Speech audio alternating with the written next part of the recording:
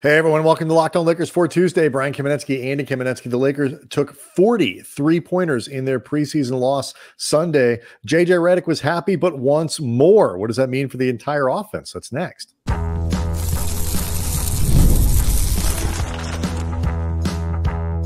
You are Locked On Lakers, your daily Los Angeles Lakers podcast, part of the Locked On Podcast Network, your team every day. Thanks to everybody for making Locked On Lakers first listen of every day, Monday through Friday, no matter how or where you get your podcasts. It's always free. It's never behind a paywall. And Locked On Lakers on YouTube is where you can go hang out with over 25,000 subscribers, Andy, all of whom are wondering just how many three-pointers the Lakers are going to take this year, because they took 40 Sunday in their preseason loss against the Suns, and JJ Redick decided that was a good start. Not necessarily where he wants to finish. So we'll get into that in a second. Do want to let everybody know that today's episode is brought to you by Game Time.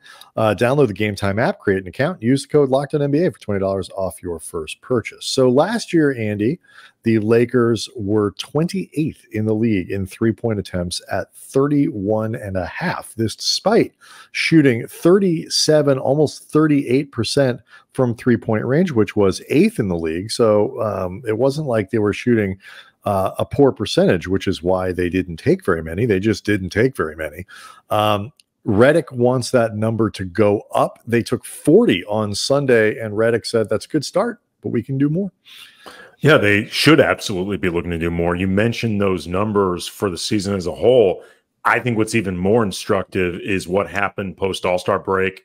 By that point, Rui had been firmly reinserted back into the starting lineup. You had the D'Lo, Austin, Rui, LeBron, AD group that was I believe, fourth offensive rating in the league after the All-Star break. So one of the most prolific offenses in the league. They were 39% from behind the arc, third in the league, and were just 27th for attempts. And that just doesn't make sense. And I know we've talked before about Redick really being, a believer in advanced numbers, advanced data, and really getting into the analytics of it all, what certain guys on the team believe in. Certain guys like Anthony Davis doesn't really want to hear too much information. Don't overload me. I don't care. But I think everybody can agree it is very difficult to justify a logic behind being third in the league at three-point accuracy and 27th in the league for three-point attempts. Like that, that's basic math that an idiot like me, who was terrible at math throughout high school, I can follow this math along. It just doesn't track. Yeah, and it's one of these things where you wonder where the shots are coming from broadly. Like your offensive profile is one where you want to maximize the efficiency of your team. You want to be able to take use the skill sets that your players have to their greatest advantage and try to build an offense that makes the most sense. The Lakers shot three-pointers at a really nice rate last year in terms of makes, in terms of percentage. They just didn't take enough of them. They really leaned into their strengths of getting to the free throw line. That was sort of the kind of the core bread and butter of the offense. And we'll get into some of the efficiencies around like what this means for the offense as a whole. And like if they take, for example, about 8 more shots from three-point range. Now I don't know if they're going to get all the way up to 40. 40 would have been in second in the league last year behind the Celtics. And to take more than 40 is an even bigger, I think, leap. But this is one of those things I think, you remember your parents telling you, your teachers telling you, whatever it is, like you say 40 because you want that target in mind. If you get to 36, 37, 38, and you're shooting at the same percentage, that makes a big difference in your offense. So I think that's the target that they're setting. as a goal. I don't know if they'll get there every game, but I do like, because they are actually good at it. Like, this is the thing. In years past, Andy, the Lakers shouldn't have been taking three-pointers because they missed all of them. Yeah. But last year they were good at it. So please take more of them, and then we can talk about where some of those shots come from. Like, because you're taking a three-pointer, it means you're not taking a different shot somewhere else. So where should those shots come from? But even if people get all old school and like, I hate the three-pointer, it's ruined the game. If you've got the shooters and that's what everyone else is doing, you need to take the shots. Well, you have to keep up with the Joneses. And one way or another, you have to make the offensive math work in your favor. And there's a separate question about the aesthetics of it all in terms of whether, as a basketball fan, you enjoy it. And everybody is entitled to the basketball that they love, or they are entitled to want the basketball that they love. They are not entitled to the basketball they love. And like, I remember about a decade or so ago, Greg Popovich said something to the effect of, I hate the three-point shot, while coaching a Spurs team that took a lot of them. Why? Because his team was really good at it. And he recognized, you know, this ain't about the art. This is about the win or the loss at the end of the day. Like, how much the style points please me as a coach doesn't matter if it doesn't lead to wins in either direction. And, you know, that context that you were talking about matters, like in terms of whether these threes are in a game flow or if you're just gunning for the sake of gunning. Are you even... How many half-court shots are they taking? You know, you get the defensive rebound and immediately shoot. Like, hey, man, you know, that's too much. Look, context matters. Did they trade for Dame? If they traded for Dame, you know, that math is Steph on the team. Yes, exactly. But like, you know, are you even passing up better threes in the process? Like, are you seeing a bunch of self-created pull-up threes when you could be creating catch-and-shoot corner shots from the three that percentage-wise, you know, the odds favor you making those more than some of those other ones, unless it happens to be somebody like, you know, LeBron, for example, who's pretty good at dialing up his own three, or D'Lo, who's pretty good at dialing up his own three. Like, all of the different details, whether we're talking about the threes or whether we're talking about the free throws that may or may not be happening, context is key to all of this. Yeah, and we'll get to the free throws and the shot selection, whether, are you taking fewer shots of the rim that could lead to fewer free throws? Is that going to hurt them there?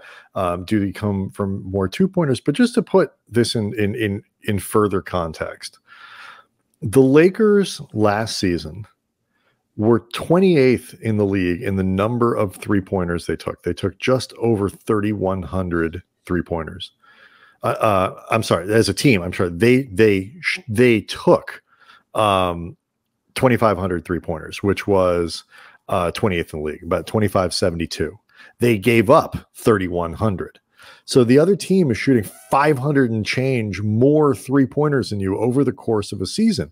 And I cannot begin to count the number of games where you look at it and the Lakers are chasing 10 points, 12 points, 18 points, just the three-point range, you know, but on attempts and things like that. And so I don't know what they're going to do defensively in terms of the emphasis on where three-pointers come from, because this was, you know, they gave up too many open threes, and to some degree, this was like the value equation that Darvin Ham was playing in terms of what they were willing to give up and so on.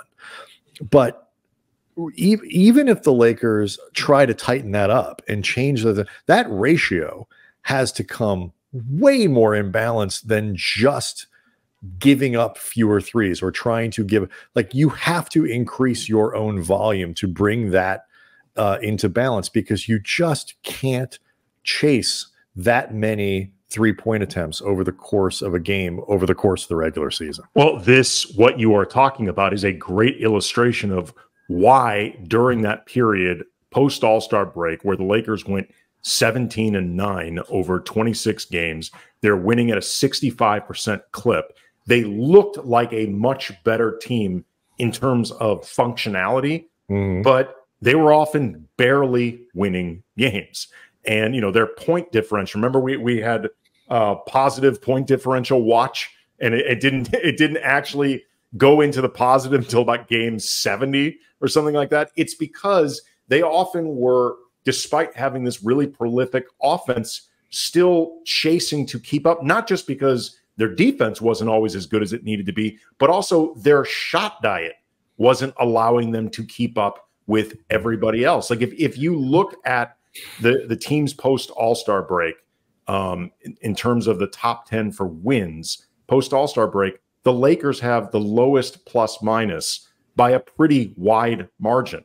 Like, and they just often struggled to put a lid on these games, even when they won. Let's keep at this for a little, because there are a few more numbers that I want to look at in terms of shot selection and where the shots are going to come from. You do have a fairly finite amount of these over the course of the game, so we'll get to that next.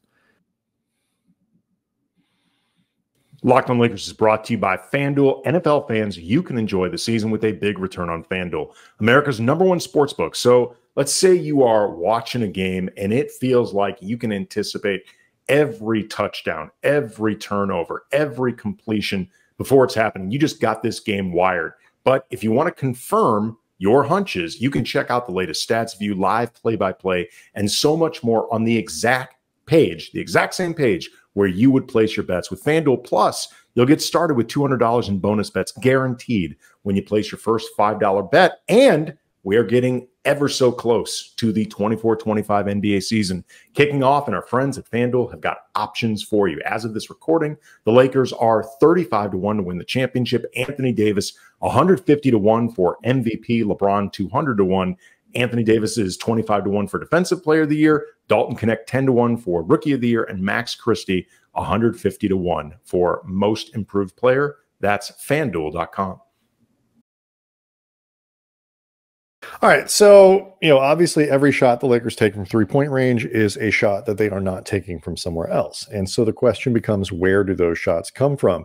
How many more can they get? There's an emphasis certainly this year on second chances, on creating extra possessions. The Lakers are really focused on that. So you hope to increase the number of shots that they take over the course of the season, which, by the way, was another issue for the Lakers. Over the course of the season, you want to be taking more shots than your opponents, if at all possible. And the Lakers were near, were outshot in that sense by their opponents by a great deal. So, you don't want to rob from strengths. The Lakers got to the line and dominated games in part because they were able to win those free throw margins by so much. You don't want to lose that advantage that you have. But so I looked at it, I think there's some speculation, Andy, that if you take more three-pointers, it means you're not finishing at the rim. That's not necessarily true.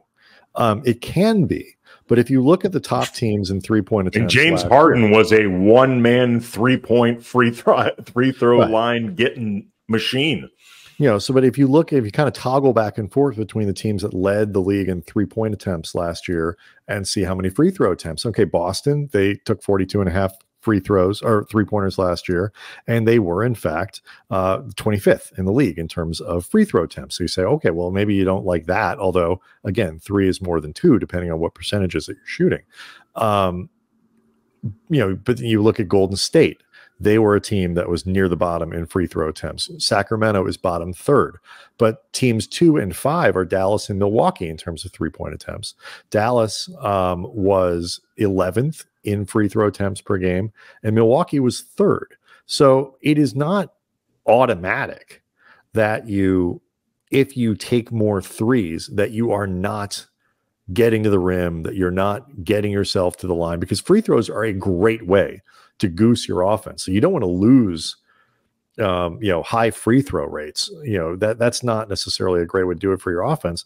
But those numbers from last year show that it's not a either or kind of trade. You can construct an offense depending on your personnel, obviously, but you can construct an offense that actually can do both.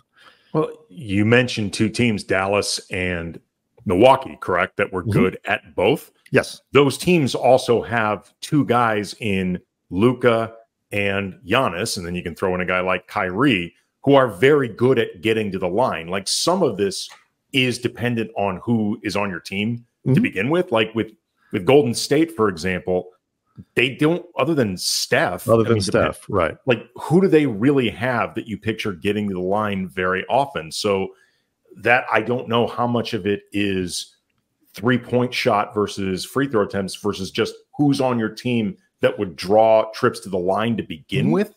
But, you know, again, the context with everything matters. Like, for example, is Austin going to get to the line more frequently this season than he did last season, like closer to the 2023 breakout season for him, especially considering he's an 85% free throw shooter for his career and a little under 37% from behind the arc. In something like that, it could maybe favor trying to get him to the line more. You know, the Lakers also may have more guys this year that are going to be shooting threes more frequently, hopefully better. I mean, you lose Torian and you replace him with Christie and Dalton Connect. You know, is Rui going to be shooting more threes than he did last year? Because at 41%, he needed to be taking more than like 3 a game. You know, do D'Lo and LeBron keep up like career best work from 3 last year? You know, where does Gabe fit in? And then again, like the idea of getting to the line as often as you can, it's great, but it can also be really taxing. So I think a lot of this is just finding the sweet spot and the balance. Like I ran some rough numbers, like trying to figure out the amount of points that they could theoretically be leaving on the table. Take away an extra 3 free throw attempts from last year. If, say, this year they were more like 20 from Sunday's game versus 23 on the season last year. I'm talking specifically post All-Star break versus like taking an extra 7 threes per game. Last year, they averaged around 33 per game. In Sunday's game, they put up 40 at 39%. You're talking about 2.4 points per free throw, maybe left on the table versus 2.7 for the 3-point attempts. Like, it's not that big of a deal. But I would argue if it's not that big of a deal, you should look to, if nothing else, balance it more, and also just, I think, make it easier to keep up with other teams. Well, it's just I don't know about the taxing part. I mean, look, the Lakers had the best percentage in the league at the rim, 0 to 3 feet, by a fair amount, and they actually they were, you know, top 10 in the league in terms of the percentage of their shots that came from that distance.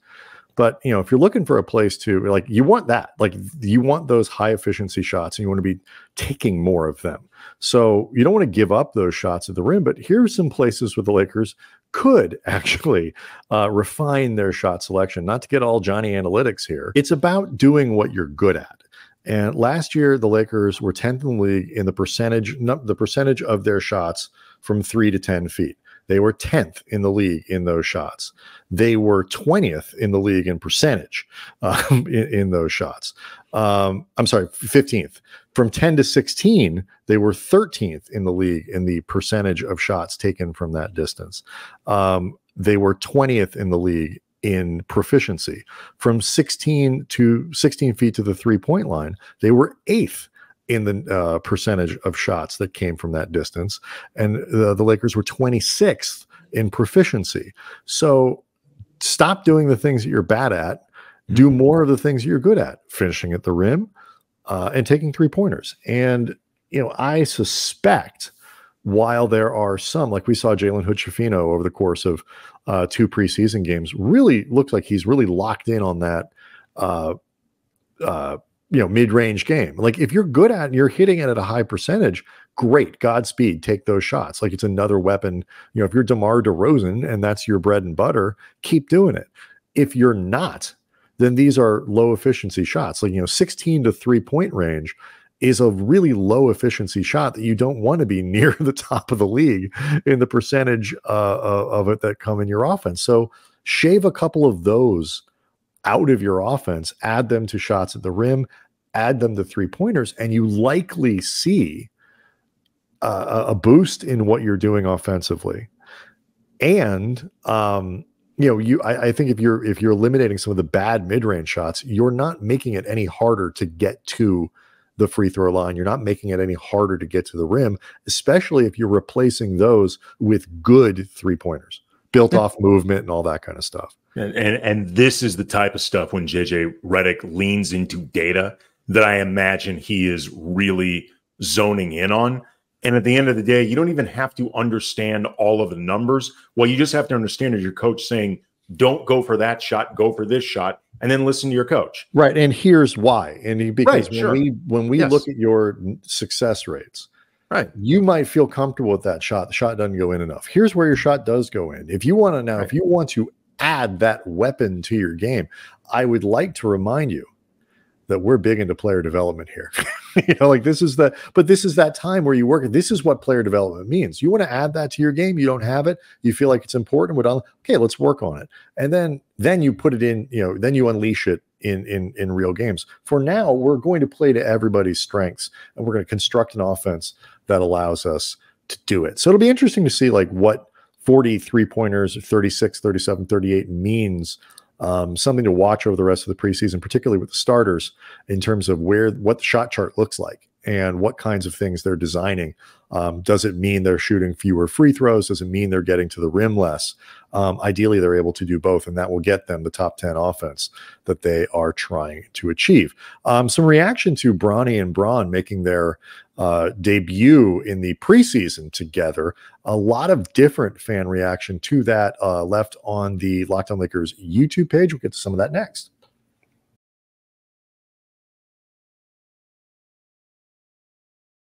Locked On Lakers is brought to you by Game Time, the best concert I've ever seen in my life. George Clinton and Parliament Funkadelic, 1992, the Palladium in Hollywood. They played, I'm not exaggerating, 5 hours without a break, and I've been chasing a concert that could top it ever since. A few have come close: Prince at the Forum, Neil Young at the Greek, John Lee Hooker at the House of Blues. And as I keep the search going, I'll be using Game Time because they make the process easier. You can actually look forward to buying tickets, like features such as Game Time Picks. They filter out all of the confusing, flowery verbiage, and they just show you incredible deals on great seats. They save you time. Everybody can use that. There's also panoramic seat views that you can take a look at before you buy. You know exactly the lay of the land, what the experience is going to be like. So take the guesswork out of buying tickets using Game Time. Download the Game Time app, create an account, use the code LOCKEDONNBA for $20 off your first purchase. Terms apply. Again, create an account and redeem the code LOCKEDONNBA for $20 off. You know, it's interesting to me, Andy. I still haven't gotten a great feel for what people think about this thing that the Lakers are doing with LeBron and Bronny. And maybe it's just because there really is a pretty wide variety of opinion on it. And we got our first taste of it Sunday because we were talking about it. You know, we compared it to the Ken Griffey thing. And I think we are trying to, kind of acknowledge that multiple things can be true at once here. But it is interesting to me to see how wide a variety of opinion you get about this. Some of it brings baggage, I think, about what people think about LeBron. Some of it about, Bronny's worthiness or whatever it might be. But people are all over the place on it. Yeah, and I really do think most of it is a referendum on LeBron and not Bronny, because Bronny has not really, I think, done enough for people to have an opinion on him, like a really strong opinion of him, positive or negative, other than, at least in my opinion, he seems like a pretty good kid. And he seems like considering his background and the amount of privilege that he grew up with, he seems like a really grounded kid and just someone that just wants to do the work and earn whatever's in front of him. But there are a couple of comments we got in the YouTube section. First, from Mark Bethelli. He said, I was a young radio sports dude up in Seattle when Ken Griffey Sr. and Jr. played for the Mariners together. Sr. had like 3 homers that season, but one of them was back-to-back with Jr., which was the coolest moment I've ever seen. LeBron having a kid at around 19 and then having that kid be a decent enough player to make the league is so freaking cool. Kudos to them. And this comment I thought was interesting, Brian, because it reminds me that, like, while the LeBron-Bronny moments together are probably going to be much less frequent than the junior and senior moments with the Griffeys, just because they were both full-time players with the big club and Bronny will not be, it doesn't mean that you won't be treated to as a Laker fan a legitimately cool moment with LeBron and Bronny. And also, you can't predict it. Like, even knowing that the Griffeys would play together, you cannot anticipate back-to-back home runs. Like, back-to-back home runs don't happen that often in baseball, period, much less in a way that you can, like, pencil it in on your calendar. So just the idea of even, and I've talked about this openly, there is a degree of manufactured with putting LeBron and Bronny on the court, and depending on how it plays out, I don't have an issue with it. I'm just being honest about it. But that doesn't mean that the manufactured can't be really cool. Like, it could end up a really, really cool moment. It's a referendum on LeBron. It's a referendum on the Lakers and what you feel about their management. It's a referendum on, if you're angry about the fact that they haven't been able to make any roster changes. Well, Bronny is technically taking up a roster spot. Now, it is more complicated than you would think to be like, if they didn't take Bronny, they would have Tyus Jones. Like, no, they wouldn't. But they could maybe have someone if they left that roster spot open. It's the one thing I 1000% agree with you is it's not, none of this really, it's not fair to Bronny. I think most people assume that Bronny has been, if they really think poorly of this, if he's been manipulated or something like that.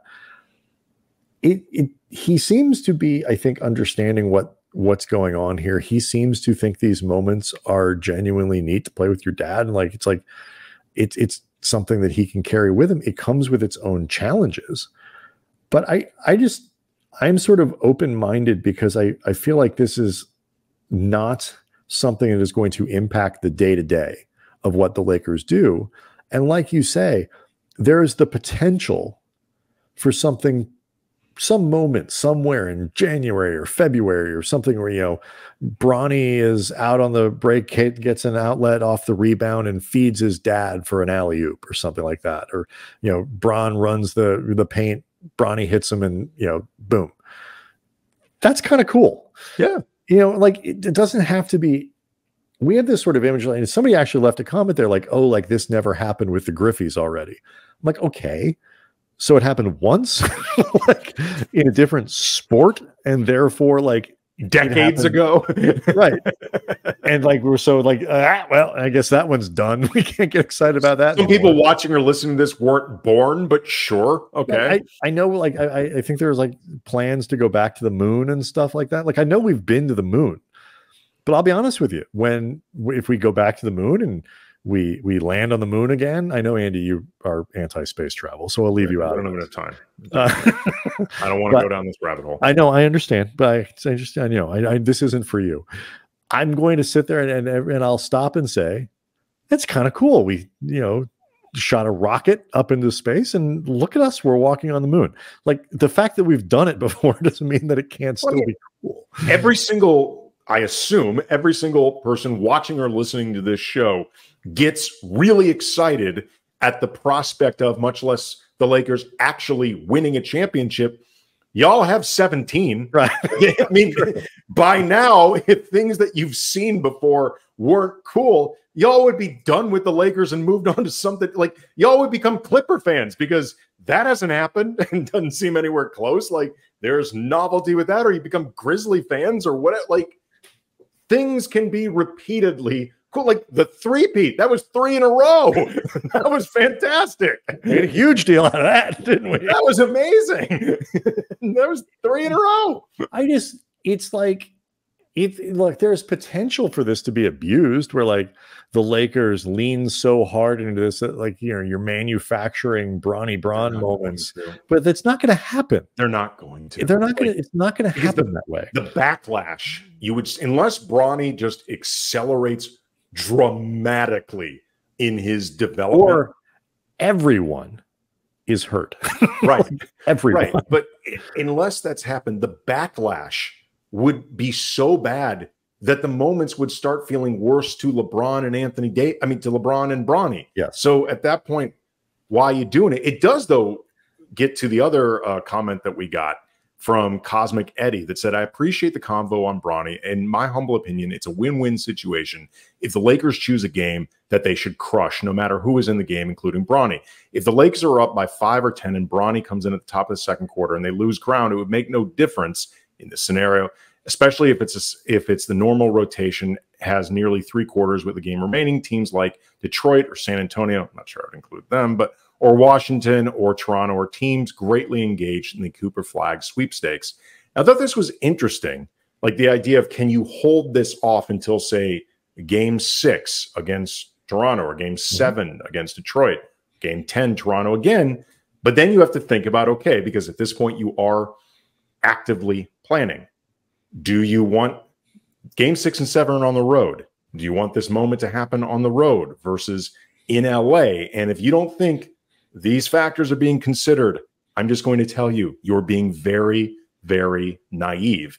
And to me, what this gets to is there's no way to avoid, in Redick's words, the gimmick to this. Like, it just, there's too much planning that goes into it, which, to be clear, can be fine. I'm not being critical of it, but the gimmick element to this, to some degree, cannot be avoided, and everybody just needs to honestly accept it. Yeah, it's a gimmick in the sense, I think, as you pointed out, that under normal circumstances, you wouldn't be trying to figure out how to engineer scenarios for your 15th guy and your top guy to play together. That's just not a thing. It doesn't happen. No. But it's sort of like, you know, the criticisms of, you know, Bronny being a Nepo baby. Well, obviously, it has provided him certain options and abilities to choose his own adventure, so to speak. Like, you know, he could have stayed in college. I'm not sure the way, you know, the college basketball scene is in total upheaval, and, you know, USC basketball seems to be kind of all over the place. I'm not sure. I mean, he would have transferred, I think, but like, it's all over the place. Like, I don't know if that would have been better. You have a chance to be in a pro program and developing. And so that's, you know, with a guaranteed contract, you know, so some of these advantages are because of LeBron. There is no question. That does not mean that Bronny isn't the kind of player that a team wouldn't invest in, that he, you know, the teams wouldn't develop or something. It means he just gets a little bit of a longer, you know, runway probably, and more attention and security than a second. Well, that's a good thing if you can deal with the sort of the criticism from the peanut gallery about that. And so, like, it's kind of like the same thing when he plays. It's like, okay, it's a little manufactured, but it can be done in a way that isn't going to harm the product, and still treats this like the serious thing that it is. You know, like, it's basketball, like it's professional basketball. People take this stuff really seriously. You get your moment, Bronny goes off and develops, and, you know, we all kind of carry on. And I just don't want to be so jaded, Andy, that I can't appreciate something really cool when it happens.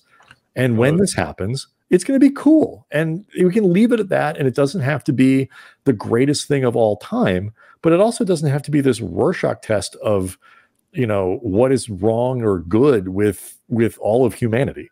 Speaking, by the way, of the non-jaded and the people who've had everything in, you know, basically everything at their fingertips, they have the ability to do almost anything that they want and yet still love a certain thing. It can be entertained years upon years. Real quick, congratulations to Jack Nicholson, who is going to be inducted into the Naismith Basketball Hall of Fame. He and 3 other team superfans, Billy Crystal for the Clippers, Spike Lee for the Knicks, and Alan Horwitz for, I believe, the Sixers. They're going to be inducted in as, you know, visible, synonymous superfans with their team. Jack Nicholson, obviously the most famous of all the famous Laker fans. I have an idea that I may want to run past everyone over the course of this week involving Laker superfans. But either way, that's fun. Yeah, and you want to talk about somebody who could have been jaded by now with the whole thing. Nicholson clearly never was. Spike Lee never was, and down the line. All right. Locked on Lakers on YouTube is where you can go hang out with over 25,000 subscribers to the program. Andy will have Jacob Rude on for Wednesday's show. I am flying for work. Won't be around. So enjoy that, and we'll see everyone tomorrow.